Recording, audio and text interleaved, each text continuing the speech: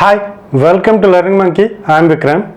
In this class, we'll try to understand more concepts, more understanding about scanf. The basic concept of scanf has already been covered in our previous video. If you haven't watched that video, please watch that video and come back here. And every video in our channel is going to be a part of entire course or a playlist. Our suggestion is to follow the entire course so that you can have better understanding of the concepts. And the link for the playlist is provided in the description below. Now coming to this class, let's start with this example. This example we have already seen. So what we will do is we'll directly go onto the compiler and we'll see how the inputs are provided. So what we are going to understand in this class is how the compiler reads the values. So based upon that, we should be very careful with the scanf statement, because while reading the values, if a mismatch happens, the compiler is going to behave differently, totally in a different way. So that with the understanding of how the compiler will work, how the compiler is going to read the values, with that understanding we can easily understand how the things will work, what kind of mistakes are done, so that error debugging is very easy to understand. So let's jump onto the compiler and see we will see how the values are given, and later we will understand how the values are read by the compiler. So let's compile this program and execute this program. So start this execution of the program, the same program that we have seen. So this program, and now compile, execute. Here the computer is waiting for values of this scanf, first scanf, here I, J, X and Y. So what we will do is try to remember some points that I am going to discuss in this execution. First, I have given, in order to give the first value, I have given a space. One space is provided for the first value. Later I have given 10, and now I have given two spaces. What we will do is we will press enter. Enter means one space, and after that two spaces. And after that one space, total we are giving two spaces for J, and now we are entering the value of J. Okay, for the third value we will provide three spaces. Enter, one space, next is second space, and next is third space. The X value is 0.3. Okay, we have given 0.3 for X. Again, next what we will do is, next we will go for enter, four spaces for fourth value. Enter one space, and after that four spaces, three spaces, 1, 2, 3. Now I am going to give the 42.23. so this is the fourth value that we are providing. So how the compiler will read all these values? Let's press enter. So these are the values that are provided by us, and next enter means we are the computer. So the computer is waiting for the compiler is waiting for the this value, Z value.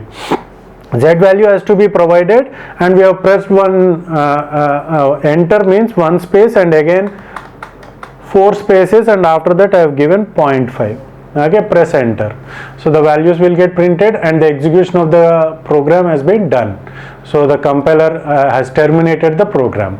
So see here, the value of Z is 0.5. So this is how, so just remember, hope you have remembered how many spaces we have provided, and how now with that remembrance, with those values, how the things are provided to the compiler. So based upon that we will understand how the compiler will read the values. So what happened is, first we have provided, so in order to give the value for I, in order to give the value for I, we have given one space. So we are indicating the space with a dash, means a space is provided, and after that 10 is provided. This is how the user has provided the values, right?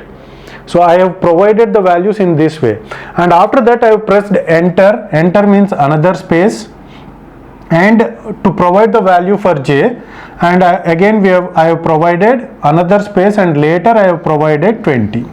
After that I have pressed enter, and after that total three spaces with including enter, and after that I have given it as it is 0.3. After that one more enter and four spaces, After that I have given 42.23, some value is provided. So this is how I have provided the values to the compiler. Now these values are to be read and stored onto the memory. So how the compiler will read the values, that is very important to understand. So starting from here, an empty space, so it is not going to consider, and whenever it sees the values in the sense digits, it will continuously scan for digits. So how many digits? So continuously scan for digits, and after that, because it is an integer, because this is %d, because it is an integer, for integers what it will do is it will continuously scan for digits. So the number of digits that we have provided, so until we get a space or another character like dot, so it will stop there and that value will get stored onto the memory. So how many values are there? So continuously it is going to scan for digit. We have two values, 1 and 0. So these numbers will get considered. So all these scans are considered, and that 10 value will get stored onto the memory. After that, so this 10 will be provided to I. So it is satisfying the concept of integer. Integer means it should not have decimal values. So these values are considered and it is getting stored on memory location of I. Next, after scanning 0, it has scanned a space. It means that this is where this value stops. So what is the character which is delimiting the one value from another value is space. So here one value is delimited with the other value by using a space. So whenever the compiler scans a space, means that this is the end of this value and this value has to be stored in the location I. So now again it scans space, again it scans space, so it is not going to consider anything, and next it is going to scan a digit. Now the compiler will scan for continuous digits until the last digit is identified. So for example, if you have identified a dot at the last, decimal point at the last, there it will stop. Other than digit, if it scans any other things, so there it is going to stop. So now these two digits are identified. After that it has identified space. So this is the end of the value that is provided, second value, which will get stored in the location J. Next, scan, so empty spaces. Next it has scanned a decimal point. Now it is going to check what is the third value. The third value is %f, floating point value. Floating point values, dot is accepted. For integers, dots are not accepted. Dot in the sense decimal point. So it is going to consider this dot, and after that digits, it is going to consider digits, and it will check for the number of digits. So until it scans the digits, it is going to scan. Whenever it identifies an empty space, now the compiler will stop there, and this value will be allocated to X, because it is a floating point value.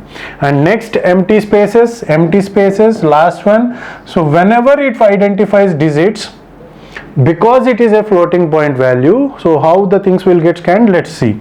So this is accepted, and this is a floating point value. Dot is accepted because it is a floating point value. For integer, decimal points are not allowed, because here if it is an integer at 42, after identifying 2 and after that dot is identified, means it will stop there and 42 will be allocated to the Y value, because it is a floating point value.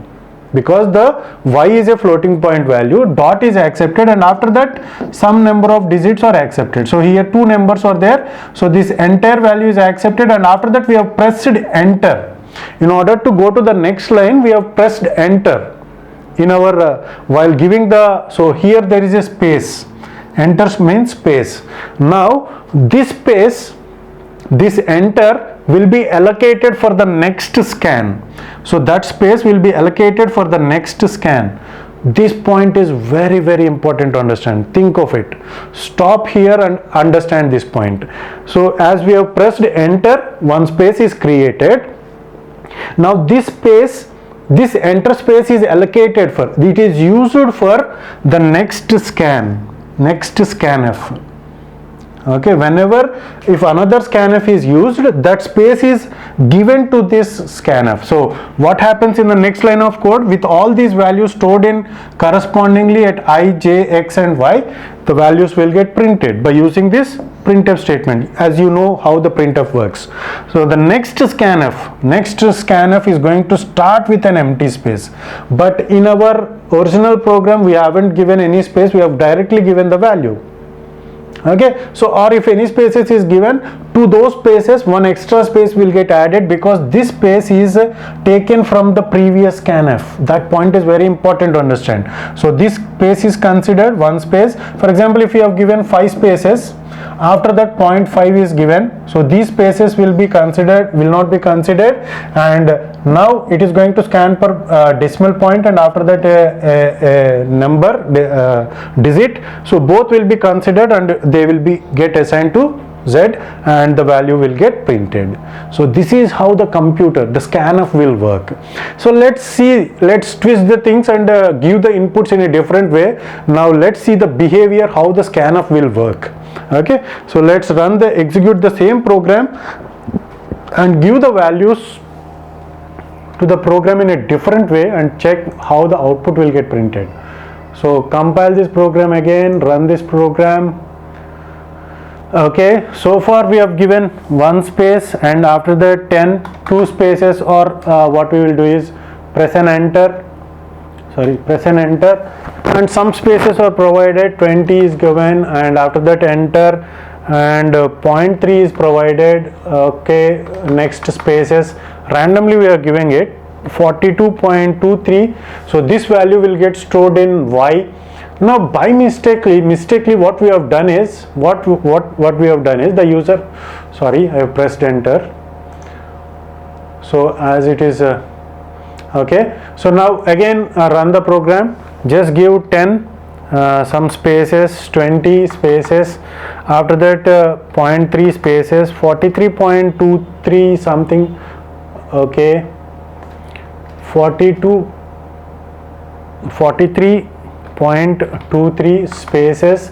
I haven't pressed the enter, as 4 values are given. After that, if you press enter, means it is not considered as space, it is going to conclude the that line of code, and it is going to go for the next line. But I haven't pressed the enter, and I have given the 5th value also. Now I have pressed enter. See here, what happened is the value, we haven't waited for the 4th value to be provided. So in the previous program we have 2 scans and we have waited for the second scan also, but here it doesn't happen in that way. See here, that the 5th value that is provided, 0.5, is given to the next scanf, as we have said that after this enter. So let's discuss about this point. This is very important to understand. So in the previous scan, in the previous execution, this empty space is provided to the next scanf. But in this execution, what we have done is we have given some spaces, and after that some value is given. So whatever after the 4 value scanning has been done, whatever we are going to do for the next whatever we are going to provide in the next values, the values that we are going to provide will be considered for the next scan. So this is what the disadvantage or the demerit that we have with this scanf. So the user should be very careful while providing the values. So if you are asked to give 4 values, you have to provide only 4 values, because in the next program, in the next part of the program, if there are any other scanfs, the extra values that are provided will be allocated to those scanfs. So here in the second execution, we are not asked to give the next value, next scanf, the compiler hasn't stopped. So this 0.5 has been provided to the Z, and that value has been printed. So this is how the compiler with respect to the scanf will work. So this understanding is very important to understand. Hope you got the clarity on this concept. Thanks for watching. If you haven't subscribed to our channel, please subscribe to our channel and press bell icon for the latest updates.